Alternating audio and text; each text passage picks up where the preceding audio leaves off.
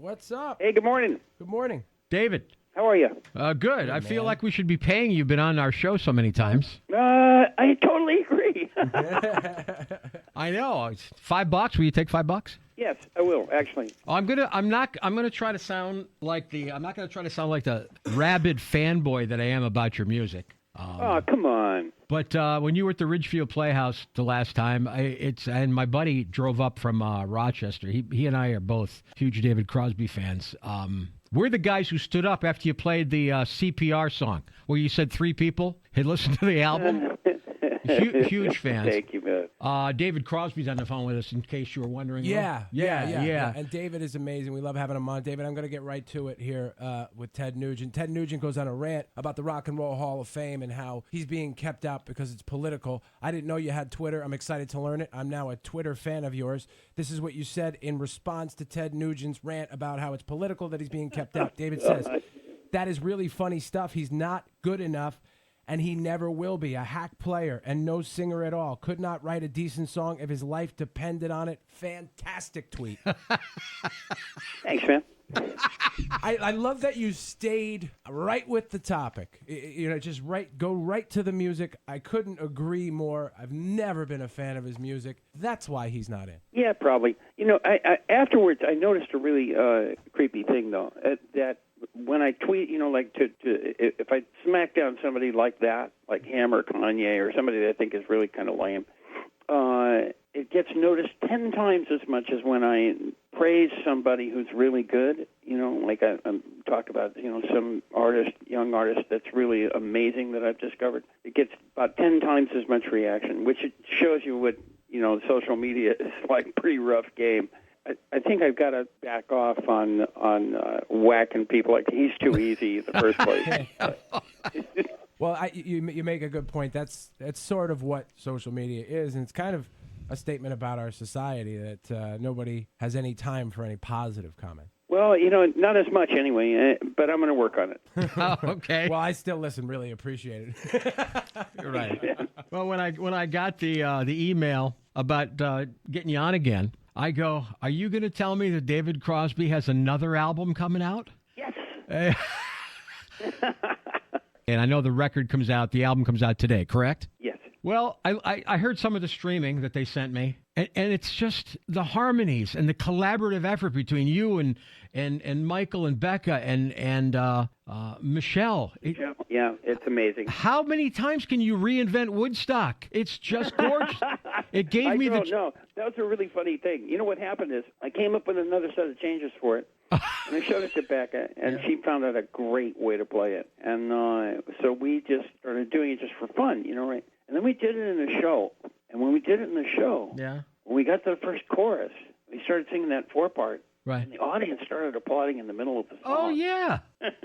So I understand we looked at that. each other and went, oh, boy, we got one here. And we started doing it every night because people just love it. And then we had been doing it and having so much fun with it, we couldn't resist putting it on the record. Ethan's talking about how he's amazed that every year you're putting out a new album, and I'm more amazed that every time we talk to you about your new album, you're just as excited, if not more, than the last time, which means it's great stuff. They're good, man. I know I shouldn't be the one blowing my own horn. No, it's great. Records.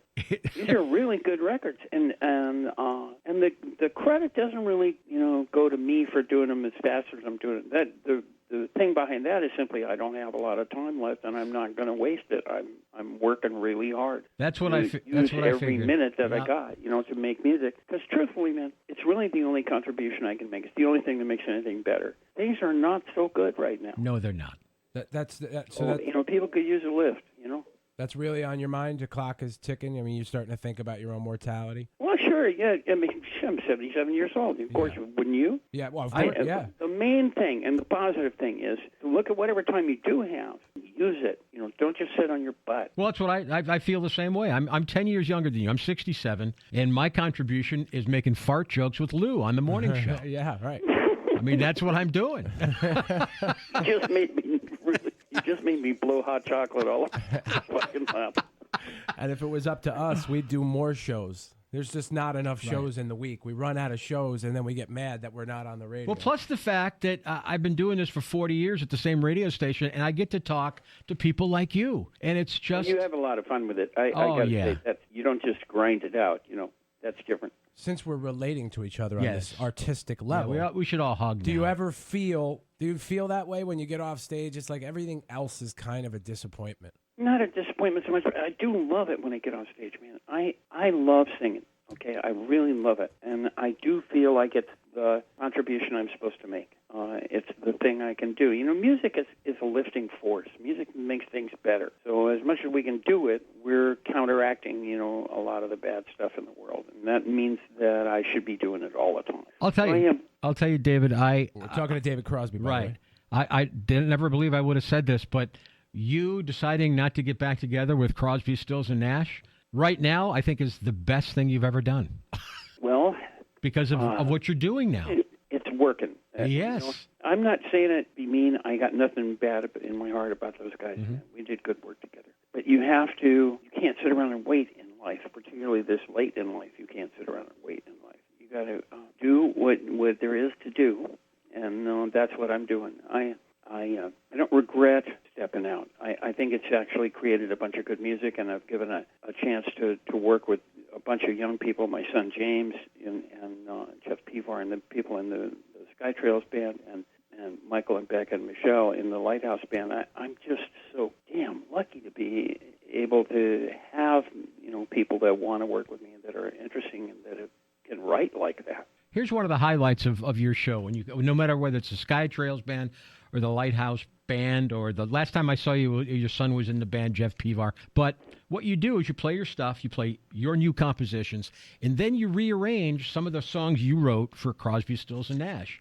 to customize them to the band you have on stage, and it's amazing. And it's like I'm playing fanboy, aren't I? That's okay. No, that's good.